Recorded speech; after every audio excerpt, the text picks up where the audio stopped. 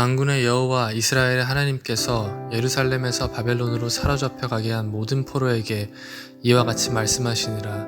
너희는 집을 짓고 거기에 살며 텃밭을 만들고 그 열매를 먹으라. 아내를 맞이하여 자녀를 낳으며 너희 아들이 아내를 맞이하며 너희 딸이 남편을 맞아 그들로 자녀를 낳게 하여 너희가 거기에서 번성하고 줄어들지 아니하게 하라. 너희는 내가 사로잡혀 가게 한 그 성읍의 평안을 구하며 그를 위하여 여호와께 기도하라. 이는 그 성읍이 평안함으로 너희도 평안할 것임이라. 만군의 여호와 이스라엘의 하나님께서 이와 같이 말씀하시니라. 너희 중에 있는 선지자들에게와 점쟁이에게 미혹되지 말며 너희가 꾼 꿈도 고지 듣고 믿지 말라.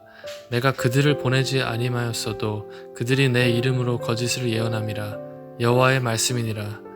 여호와께서 이와 같이 말씀하시니라. 바벨론에서 70년이 차면 내가 너희를 돌보고 나의 선한 말을 너희에게 성취하여 너희를 이곳으로 돌아오게 하리라. 여호와의 말씀이시니라. 너희를 향한 나의 생각을 내가 아나니 평안이요 재앙이 아니니라. 너희에게 미래와 희망을 주는 것이니라. 너희가 내게 부르짖으며 내게 와서 기도하면 내가 너희들의 기도를 들을 것이요 너희가 온 마음으로 나를 구하면 나를 찾을 것이요 나를 만나니라. 이것은 여호와의 말씀이시니라. 나는 너희들을 만날 것이며 너희를 포로된 중에서 다시 돌아오게 하되 내가 쫓아 보내었던 나라들과 모든 곳에서 모아 사로잡혀 떠났던 그곳으로 돌아오게 하리라. 이것은 여호와의 말씀이니라.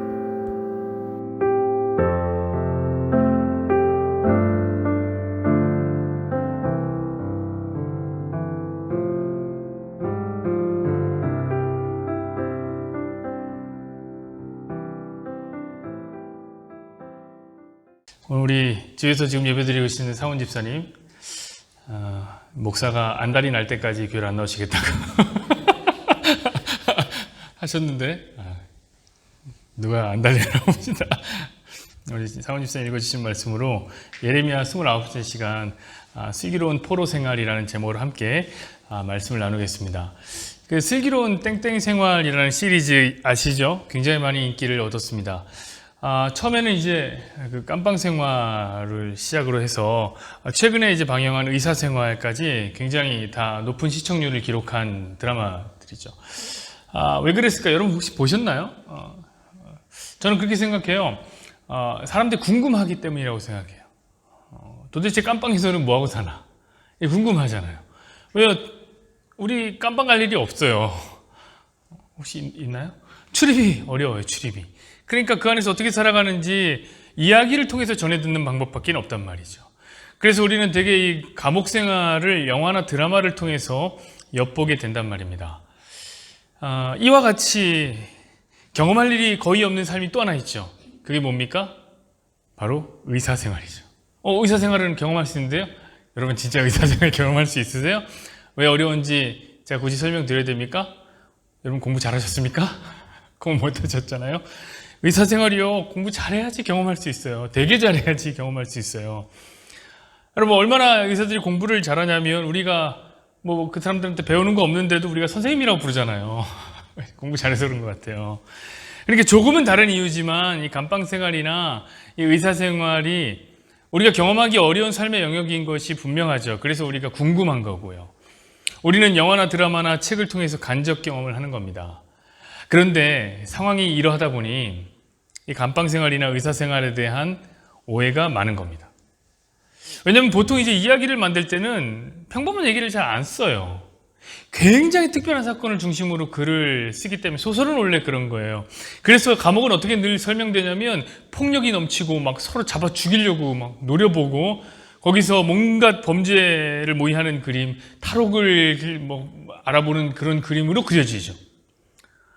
의사는 어떻습니까? 의사는 너무 바쁘고 정신이 없는 상황이에요. 촌각을 갖추는 그런 상황 속에서 사람을 살려내는, 사람의 생명을 살려내는 그런 영웅적인 그림. 그렇게 그려져요. 그래서 늘 자로 잰 것처럼 똑부러지는 완벽주의자들로 의사생활을 그려냅니다. 그러나 여러분 이것이 현실과 같습니까? 저는 아니라고 생각해요. 물론 그런 요소들이 그들의 생활 가운데 없는 것은 아예 없는 것은 아닙니다만 그것은 단 하나의 단면인 것밖에 안 돼요. 저는 이번에 이 슬기로운 생활 시리즈가 그런 고정관념을 깼기 때문에 흥행에 성공했다고 생각합니다. 감방 생활과 의사 생활을 굉장히 평범하게 그린 거예요. 굉장히 평범하게. 사실 그들도 다 똑같은 사람들이죠. 똑같이 사랑하고, 똑같이 미워하고, 우정도 쌓고, 정을 나누고, 울고, 웃고, 일하고, 다투기도 하는 그저 평범한 그런 감남을려의 소소한 인생사를 살고 있는 것입니다. 전에 제가 어떤 책에서 이 삶이라는 말의 어원을 봤는데, 그 어원이 사람에서 왔다고 하더라고요. 사람, 삶. 그런 것 같아요. 그래서 사람들은 되게 비슷한 삶을 삽니다. 여러분, 그 슬기로운 생활 혹시 기억나십니까? 제가 어렸을 때 이 슬기로운 생활이라는 교과목이 있었는데요. 지금도 있는지는 모르겠어요. 지금도 애들 배우나요? 모르겠네요. 거기서 어떤 가르침이 들어있나요? 슬기롭게 살라고 슬기로운 생활을 보여주는데 어떤 특별한 삶을 주문하나요? 거기서? 제 기억은 아니에요. 이런 거 묻지만 어른을 보면 꼭 인사해요. 손을 씻을 때는 20초 이상 흐르는 물에 씻도록 해요. 친구와는 싸우지 않아요. 이런 거예요. 굉장히 평범한 그런 삶을 주문하고 있는 것이죠. 그것이 깜빵에 사는 감옥수든 공부를 잘하는 의사든 상관이 없어요. 저는 그렇게 생각해요. 슬기로운 생활이란 그렇게 평범한 거라고요. 자, 오늘 본문에는 역시 우리가 평생에 한번 경험을 해볼 수 있을까 없을까 할 만한 그런 종류의 사람들이 나옵니다. 이건 아마 이 감옥에 가는 것보다 훨씬 더 어려운 경험일 거예요. 어떤 거냐면 포로 생활이죠. 여러분, 우리가 어디서 포로 생활을 해보겠습니까? 또 저는 사랑의 포로인데요. 이런 얘기는 하지 마시고요. 그런 얘기 하지 마시고. 자, 오늘 본문은 그런 포로들을 향한 누구의 편지냐? 하나님의 편지입니다.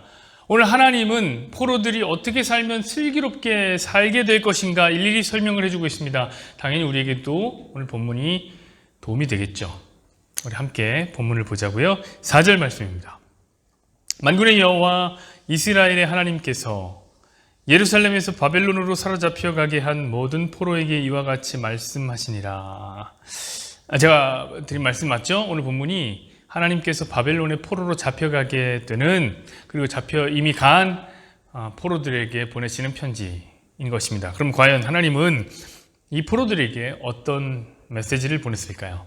우리 5절부터 7절까지 말씀입니다. 너희는 집을 짓고 거기에 살며 텃밭을 만들고 그 열매를 먹으라. 아내를 맞이하여 자녀를 낳으며 너희 아들이 아내를 맞이하며 너희 딸이 남편을 맞아 그들로 자녀를 낳게 하여 너희가 거기서 번성하고 줄어들지 아니하게 하라. 너희는 내가 잡혀가게 한 그 성읍에 평안을 구하고 그를 위하여 여호와께 기도하라. 이는 그 성읍이 평안함으로 너희도 평안할 것임이라. 하나님이 이렇게 말씀하시네요. 너는 집을 짓고 거기 살아라. 너무 당연한 말씀 아닙니까? 너무나 당연해요. 그럼 살려면 집을 지어야죠? 그 집을 지었으면 거기 살아야죠. 이걸 또 말씀을 하십니까? 또 뭐라고 얘기하시죠? 너는 텃밭을 만들고 그 열매를 먹어라. 이런 너무 획기적인 말씀이에요. 텃밭을 만들고 열매를 먹으라니요. 당연하죠. 먹으려면 밭을 가꿔야죠. 거기서 열매가 생기면 먹어야죠. 열매 먹으려고 심었으니까 당연히 먹어야 되는 거 아닙니까? 자, 그리고 하나님 또 말씀하십니다. 너는 아내를 맞이하여 자녀를 낳으며. 이쯤 되면 이런 말씀 같은 거예요. 너는 살기 위해서 숨을 쉬어라. 이런 거 같은 거예요. 아니면 배가 고프면 밥을 먹어야 한다. 이런 어떤 메시지. 너무나 당연한 이야기입니다. 이건 굳이 하나님이 말씀 안 해도 우리 그렇게 살아요. 그렇지 않나요? 우리 중에 이렇게 안 사는 사람이 있나요? 그런데 당연하지 않은 명령이 그 다음에 나와요. 어떤 명령입니까? 너희는 너희를 잡아간 성읍의 평안을 위해서 기도하라. 이건 좀 어려워요. 그렇죠? 특히 이스라엘 사람으로서는 이방의 성읍을 위해서 기도한다는 거 어려워요. 그것도 그냥 이방이 아니잖아요. 자기를 잡아간 바벨론을 위해서 기도하라. 그럼 우리 같으면 어떨까요? 일제시대로 되돌아가 봅시다. 일본으로 잡혀간 한국 사람들. 일본을 위해서 기도하라. 욕먹을 일이에요. 이거 정말 힘든 일이죠, 사실은. 여러분, 맞습니다. 지금 상황이 이렇기 때문에 하나님은 이런 당연한 명령을 당연하지 않게 하시는 겁니다. 왜냐하면 이스라엘 사람들은 기본적으로 이방인에 대해서는 되게 적대적이에요. 이방인의 무리 속에서 섞여 사는 것은 죄악시 여겨요. 그런 민족이에요. 그래서 거짓 선지자들이요, 하나님의 말씀 안 받은 거짓 선지자들은 이 이스라엘에 기본적으로 갖고 있는 이 통념에 부응하는 말을 합니다. 우리 8절부터 9절 보시죠. 만군의 여호와 하나님이, 이스라엘의 하나님께서 이와 같이 말씀하노니 너희 중에 있는 선지자들에게와 점쟁이에게 미혹되지 말며 너희가 꾼 꿈도 곧 듣고 믿지 말라. 내가 그들을 보내지 아니하였고 그들이 내 이름으로 거짓 예언을 함이라. 여호와의 말씀이니라. 거짓 선지자들이 이야기한 거예요. 그럼 그 거짓 선지자들이 무슨 거짓말을 했냐? 정착하지 말라는 거예요. 본문에 안 나오지만 거짓 선지자들이 이 시기에 계속 뭐라 그러냐면 너희는 정착하지 말아라. 왜? 하나님이 사랑하니까. 너희를 사랑하신 하나님이 이제 곧 너희를 포로의 생활에서 구원하실 거야. 이런 메시지. 너희는 곧 풀려날 거야. 그러니까 집도 짓지 말고 땅도 가꾸지 말고 결혼도 하지 말고 잠시만 버텨라 거기서. 거짓 선지자들이 그렇게 이야기를 했던 거예요. 그런데 하나님 뭐라고 그러세요? 하나님은 바벨론의 포로로 잡혀가 살라는 거예요. 자, 포로들이 헷갈리겠습니까? 안 헷갈리겠습니까? 헷갈린 거예요. 야, 이거 어떻게 해야 돼? 살려면 집도 짓고 밭도 가꾸고 해야 되는데, 저는 거짓 선지자들은 조금만 버티라고 하고, 생각해보면 내 생각에도 그런 거예요. 유대인으로서는 이방의 땅에서 정착하는 것 자체가 좀 이상해요. 고민이 되는 거예요. 진짜. 그래서 어떤 사람들은 어떻게 했냐면 진짜로 기다렸어. 집도 안 짓고 밭도 안 하고 그냥 기다리는 삶을 살았어요. 왜요? 그것이 하나님의 뜻인 줄 알았어요. 또 다른 사람들은 어떻게 하면 먹고는 살아야 하기 때문에 그래, 집도 짓고 어쩔 수 없이 밭도 가꾸고는 하는데, 열매도 맺고 결혼도 하긴 했는데 뭔가 죄스러운 거야, 우리 삶이라는 게. 내가 이렇게 바벨론에서 정착해도 되나? 너무너무 죄스러운 거예요. 자, 생활을 하고 있긴 하는데 죄책감이 넘쳐요. 그러면 슬기로운 생활이 아니죠. 죄스러운 생활을 했던 거예요. 근데 여러분, 이런 삶의 문제가 이때만 있던 것이 아니에요. 우리도 그렇게 죄스러운 삶을 살 때가 많아요. 특히 기독교에서는 끊임없이 슬기로운 생활이라는 명목하에 여러 가지 삶의 이슈가 있었습니다. 자, 일명 수도원 운동으로 대표되는 속세와 인연을 끊어라, 이런 방식으로 살아갔던 그리스도인들, 역사상 보면 진짜 많습니다, 이런 사람들이. 그리고 오늘날에도 되게 많아요. 기도원 운동이 어쩌면 그런 부류 중에 하나일 거라 생각합니다. 이 사람들은 되게 이혼론자들이죠. 왜 그렇게 속세에서 벗어나냐면, 세상은 악하고 그 세상과 분리되는 것만이 선하다, 이런 생각을 하고 있어요. 이상한 생각을 하는 거죠. 그래서 수도원으로 나간 거예요. 그럼 어떤 수도사는요, 사막 한가운데다가 길쭉한 기둥 하나를 세웁니다. 그 기둥 하나를 세워놓고 거기서 수년 동안에 살아요. 그 꼭대기에서. 기둥 꼭대기에서. 왜? 거기가 세상과 분리된 신성한 장소이기 때문에 그 위에서 사는 거죠. 이런 생각이 안 드십니까? 저는 그런 생각이 들죠. 그럼 그 위에서 어떻게 먹고 살았지? 먹는 건 어떻게 했지? 배변이 어떻게든 기둥이니까 잘 볼 수도 있겠지만 먹는 걸 어떻게 해야 되죠? 그건 또 제자들이 해주는 거예요. 제자들이 스승이 음식 셔틀을 해주는 거예요. 사막 한복판까지 가서. 여러분 생각해 보세요. 그 스승 때문에 제자들은 음식을 준비하기 위해서 어디로 다시 나가야 돼요? 세상으로 다시 나가야 되잖아요.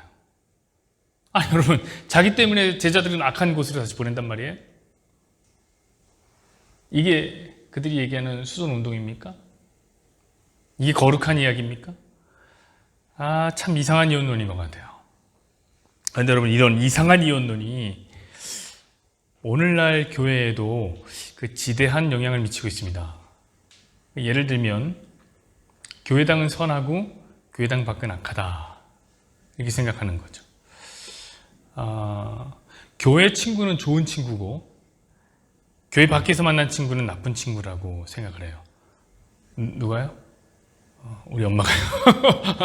우리 엄마처럼 교회 다니던 집사님들, 이런 권사님들 엄마들이 꼭 그렇게 얘기하세요. 야, 교회에서 친구 사귀어라. 교회 일은 선하고 세상 일은 악하다. 이렇게 말하죠. 그래서 교회에만 모여 있으면 다들 괜찮다고 생각해요. 친구들이 교회에 모여 있으면 막 착하다고 막 집사님들 난립니다. 아이고, 우리 자식들은 정말 착하다. 저기 밖에서 안 놀고 그냥 이렇게 교회에서 노니까 얼마나 좋아. 놀아도 교회에서 놀면 된다. 그러면 되는 거야. 막 이래요. 뭣도 모르는 소리죠. 저는요, 교회 안에서 나쁜 짓 많이 했어요. 이상하게 저 어렸을 때는 아이들이 당구장 가는 거를 안 좋아했어요. 그런 건 비행 청소년들이나 하는 거라고 생각했는데, 저는 교회 친구들이랑 당구장에 무지하게 많이 다녔습니다. 여러분 혹시 우리 오늘 안 오셨지만 캐네디언 집사님들의 이야기를 들어보셨습니까? 나중에 한번 꼭 들어보십시오. 이분들이요, 교회는 엄청 열심히 다녔어요.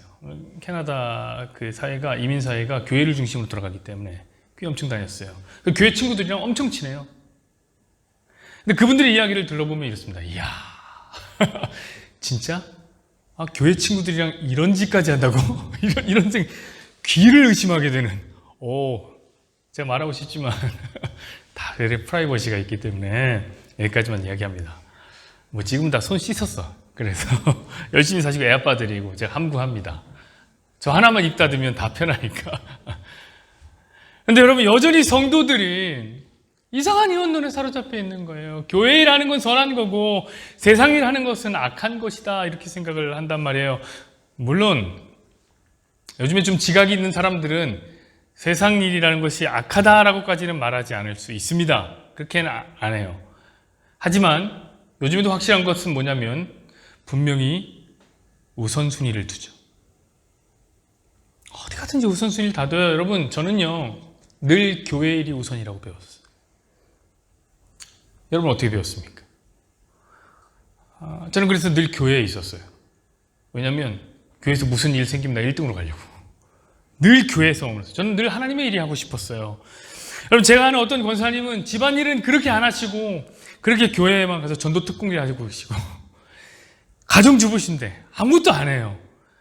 제가 교회에서 친분이 있으니까 그 권사님 남편과도 알거든요. 그럼 남편분과 만나면 그 권사님 욕을 그렇게 하신 거예요. 집사님이신데 이놈의 옆에 내가 밥은 안 하고 맨 청소도 안 하고 돌아다니기만 한다고. 제가 그때는 그랬죠. 집사님 하세요. 집사님 하세요. 집사님 손이 없어요. 발이 없어요. 우리 권사님은 주일 하느라 바빠요. 집사님은 세상이니까 그냥 하시라고요. 자, 교회에선 모두가 우리 권사님을 응원합니다. 칭찬합니다. 잘하고 계십니다. 권사님 하늘의 상이 큽니다. 이렇게 얘기하면서 바로 그것이 성도답게 사는 삶입니다. 그렇게 얘기할수록 그 권사님은 사역자보다 더 열심히 교회 생활을 하셨습니다. 그런데 그 남편분이 허망하게도 과로로 돌아가셨어요. 그래서 교회를 떠나시더라고요. 여러분, 이런 거 아니에요. 오늘 우리 하나님은 뭐라고 하십니까? 이렇게 말씀하세요. 그런 이상한 선지자들의 이야기를 듣지 말아라. 유다 땅은 거룩하고 바벨론은 악하니 거기 정착하지 말아라. 바벨론에서는 일하지 말아라. 바벨론에서는 장가가지 말아라. 이렇게 말하는 선지자의 말을 듣지 말라고 하십니다. 그냥 살라는 거예요. 평범하게. 그러고 보니까 제가 늘 가만 보니까 교회를 망하게 하는 설교를 하는 것 같아요. 교회를 하지 말라니. 그렇지 않아도 우리 성도들이 교회를 잘 안 하는데 제가 지금 기름을 부었어요. 그래도 할 말은 해야죠. 그렇지 않습니까? 사랑하는 여러분, 우리 하나님은요, 우리에게 어려운 일 하면서 살라고 안 해요. 어차피 못할 거 아니까. 뭐 대단한 일 하면서 살라고 말씀하지 않으세요. 근데 기독인들만 오해해요. 엄청난 오해를 하죠. 그리스도인들은 세상의 빛과 소금이 되는 삶을 살아야 한다. 그래서 뭔가 엄청난 퍼포먼스를 하고 기부도 하고 자기 것을 내어서 타인에게 주고 자기를 절제하면서 그런 삶, 그런 생활 매우 훌륭하다. 매우 가치 있는 삶이다. 이렇게 오해합니다. 감히 세상 사람들은 따라할 수도 없는 그런 간디나 마더 테레사의 삶을 우리는 리스펙트하죠. 그럼 제가 아는 어떤 목사님은요, 제 친구 아버지이기 때문에 잘 압니다. 돈만 생기면 그렇게 가난한 사람들 다 줘요. 제 친구가 아버지 욕을 그렇게 해요. 그 사모님이 식당에서 일해갖고 거의 하루 벌어 하루 먹는 건데 자식은 한 번도 학원도 안 보내면서 그래서 타인을 돕는 일에는 우선시하면서 사셨습니다. 여러분, 물론 제가 그 목사님 욕을 하는 거 아니에요. 저는 그렇게 생각해요. 그 목사님 잘못된 삶을 살았다고 생각하지 않아요. 그 목사님은 자기가 하나님께 받은 소명대로 사명을 완수하면서 사시는 거 맞는 것 같아요. 그러나 제가 말하고 싶은 문제는 뭐냐면 그 목사님이 아니라 그렇게 사는 것만이 매우 훌륭한 그리스도인의 삶이야 라고 그리스도의 삶의 스테레오타입을 정하는 거죠.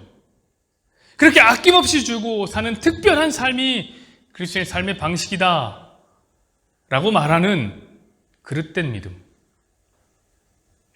저는 그런 왜곡된 믿음이 문제라고 생각합니다. 사랑하는 여러분, 아니에요. 우리가 슬기롭게 사는 생활은요, 그냥 똑같아요. 그냥 사는 거예요, 그냥. 똑같이 집 짓고, 밭 깔고, 밥 먹고, 시집 가고 장가 가고. 최선 다해서 그렇게 사는 거예요. 여러분의 가정을 충실하게 지키시면 돼요. 그런데 이런 건 되게 못하죠. 누가요? 목사님이 제일 못해요. 저는 있던 교회 부목사님들은 정말 눈코 뜰 새 없이 바빴습니다. 우리 교육부서 담당 목사님은 사역하느라 자식 태어날 때 못 갔다고 하세요. 이 얼마나 가슴 아픈 일이에요. 사모님의 마음에는 평생 남을 상처란 말이에요. 그래도 그럴 수 있습니다. 사역을 하다 보면 못 갈 수도 있죠. 문제는 뭐냐면 그것을 마치 무슨 자랑거리인 듯이 얘기한다는 거예요. 하늘의 영광이 있다. 그래, 다른 사람들도, 다른 사역자들도 이렇게 살아야지, 이게 모범이지 라고 말하고 생각한단 말이에요. 이게 문제예요. 여러분, 여러분의 가정을 돌보는 것, 이것은 매우 슬기로운 성도의 삶입니다.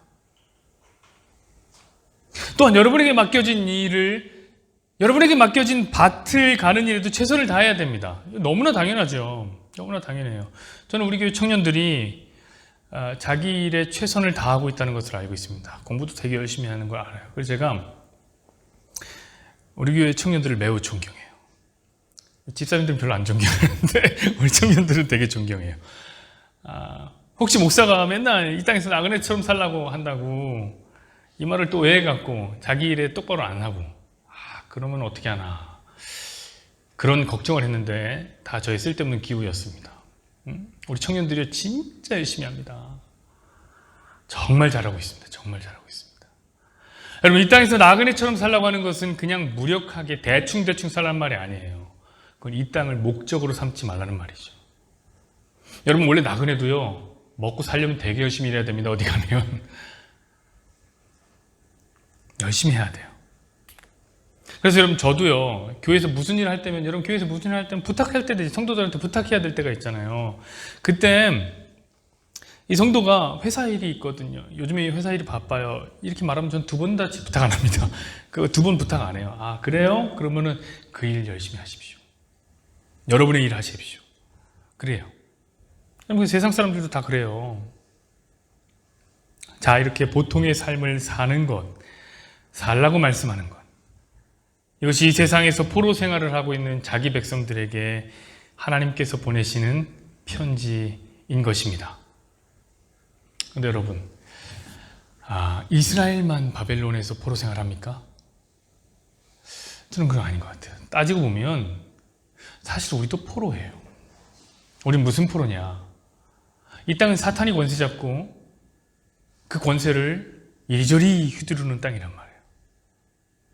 여러분, 우리 본향은 여기가 아니에요. 우린 잠시 하나님의 뜻에 의해서 이 세상에 던져진 포로예요. 하나님의 어떤 뜻이요? 이게 바로 하나님의 구원이다 라고 하나님의 구원을, 구속을 알려주시려고 하는 뜻. 여러분 생각해보세요. 어디인가 구속돼야지 구원이 있죠. 그거 보여주려고 구속시켜 여기다 포로로 던지는 거예요.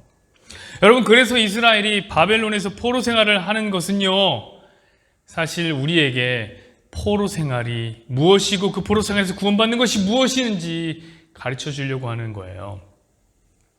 단순히 이스라엘이 죄지어서 포로로 잡혀갔다, 그런데 이스라엘이 회개해서 포로에서 다시 돌아왔다, 귀환했다, 구원받았다, 이런 얘기 하는 게, 이런 유치한 얘기를 하는 게 아니란 말이에요. 그리고 이스라엘이 회개한 적도 없어요. 이스라엘 언제 회개했어요? 회개 안 했어요. 여러분, 그것은 이스라엘이 애굽으로 팔려가는 것도 마찬가지예요.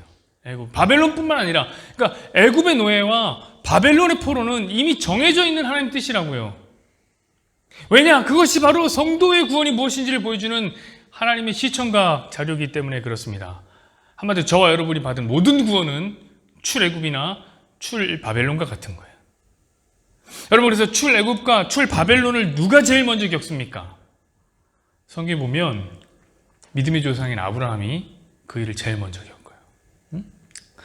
왜? 그가 믿음의 조상이잖아요. 그럼 믿음의 조상이 그런 일을 당했으니까 믿음의 후손들은 그와 같은 삶을 살게 될 거다. 그래서 이삭도 출애굽하고요.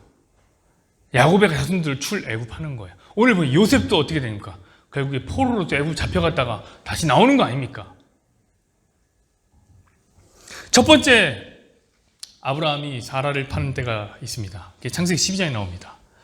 두 번째, 사라를 팔 때는 언제냐면 창세기 20장에 아비멜렉에게 팝니다. 첫 번째는 바로에게 팔고 두 번째는 아비멜렉에게. 자, 그렇다면 사라가 총 두 나라의 포로로 팔려간 거죠. 하나님 왜 이런 그림을 보여줄까요? 여러분, 이 두 나라가 바로 어디냐면 애굽과 바벨론이에요. 여기서 아브라함 뭐 잘못한 거 없어요. 그냥 먹을 게 없어서 애굽으로 간 것뿐이 없어요. 그게 뭐 잘못이에요. 그런데 거기서 사라가 잡혀가게 된다고요. 포로로 잡혀간다고요. 그럼 거기서 아브라함은 어떻게 나오게 됩니까? 아브라함이 뭔가 회개를 했습니까? 뭔가 특별한 삶을 살았나요? 거룩하다라고 말하는 일을 행했습니까? 아니, 아무것도 아브라함은 안 했어요. 그냥 아내 팔아먹은 게 다예요. 가져가십시오. 이렇게 아내 팔아먹은 게 다라고요. 그런데 하나님의 일방적인 일하심으로 아브라함은 출애굽했고 출바벨론 하게 됐어요. 그 아시잖아요. 하나님이 그 두 왕에게 나타나셔갖고 막 협박한단 말이에요. 한 번은 태를 끊어버리시고, 그렇죠? 바로는 태를 끊어버리시고, 바벨론의 왕은 어떻게 합니까? 꿈에 나타나셔 막 얘기한다고. 여러분, 그것도 다 사실 아세요? 출애굽할 때 어떻게 나옵니까? 하나님 태를 끊어버리시잖아요. 어떻게 장자들 다 죽이잖아요. 그렇죠? 출바벨론 할 때는 어떻게 합니까? 하나님이 거기서 꿈으로 보여주셔요. 환상에서 딱 말씀하신단 말이에요. 그거 보여주는 거예요. 이게 바로 우리가 받은 구원이다. 그래서 이스라엘의 애굽에서 400년 동안 종살이한 것도, 그리고 바벨론에서 70년 동안 포로 생활한 것도 다 하나님의 뜻입니다. 이유가 있어요. 물론 이스라엘이 잘못이 없다, 저 이런 말 하는 거 아니지만 이스라엘은 늘 잘못했기 때문에 한 번도 잘한 적이 없기 때문에 그건 변수가 안 돼요. 그건 그냥 기본값이에요. 사랑하는 여러분, 이것이 바로 우리가 받은 구원의 이야기입니다. 하나님은 우리에게 이렇게 구원을 설명하십니다. 자, 10절 한번 보시죠. 여호와께서 이와 같이 말씀하시니라, 바벨론에서 70년이 차면 내가 너희를 돌보고 내가 선한 말을 너희에게 성취하여 너희를 이곳으로 돌아오게 하리라. 여러분 보세요. 하나님 말씀하셨어요. 그냥 평범하게 살아.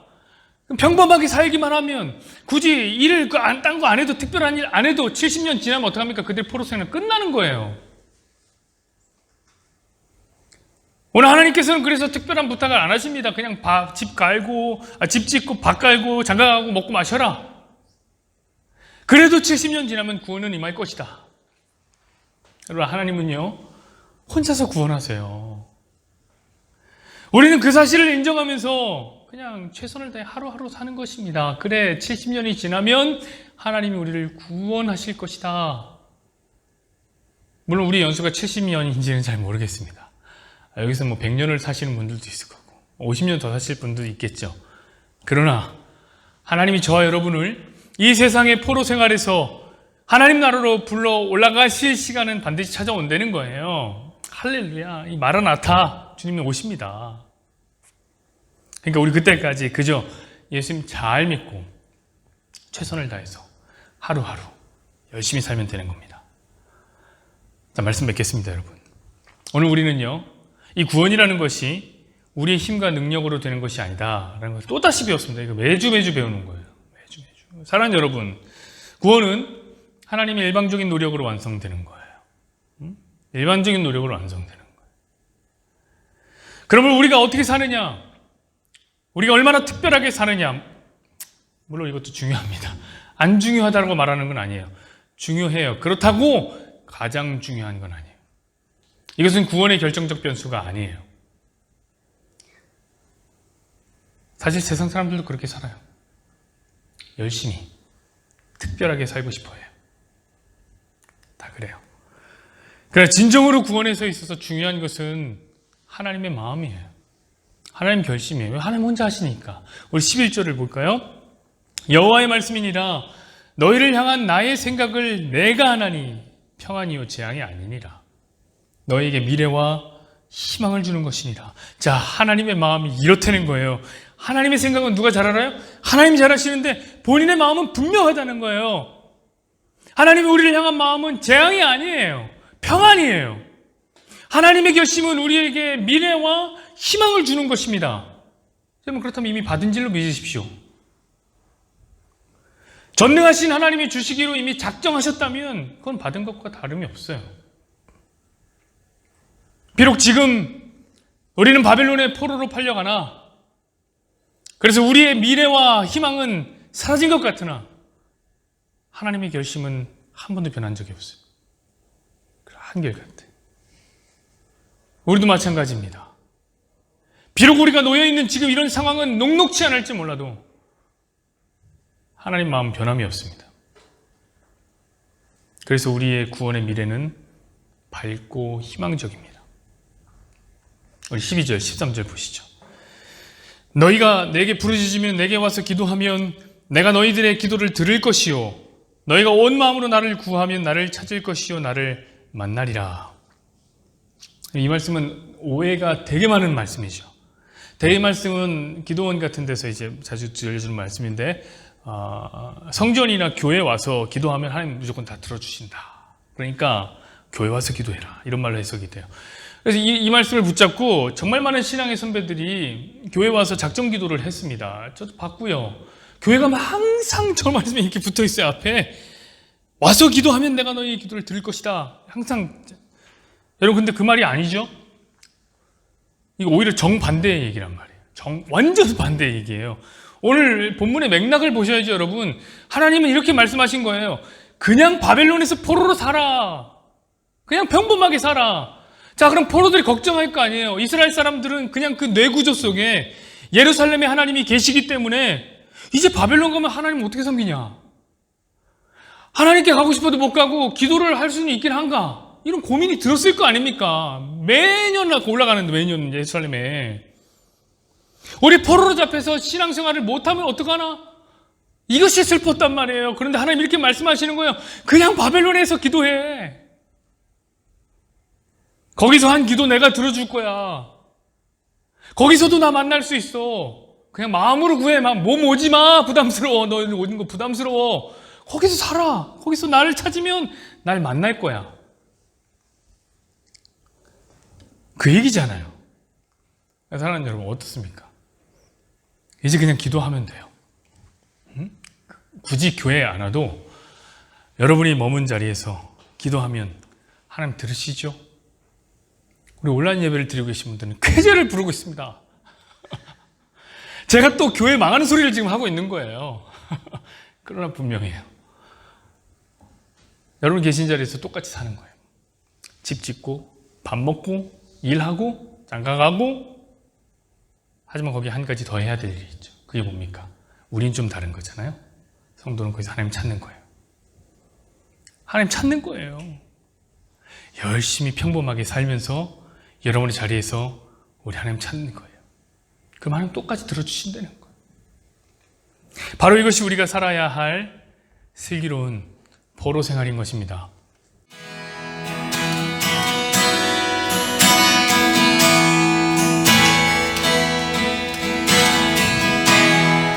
오 주님, 당신은 내 삶 구석구석까지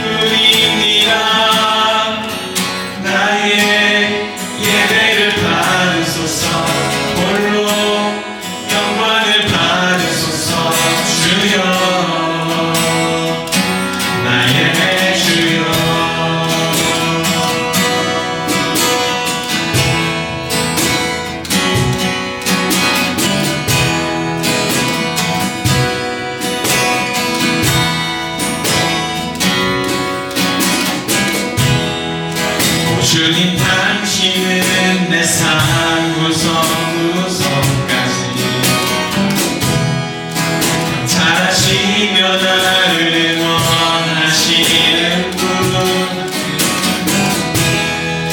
내 길을 밝혀서 영원한 생명의 길로 인도하시며 나를 격려하시. 우리 다시 한번 고백해볼까요? 오 주님 당신은 내 삶 구석구석까지 잘하시며 나를 원하시는 분, 내 길을 밝혀서 영원한 생명의 길로 인도하시며 나를 영경하시는 분,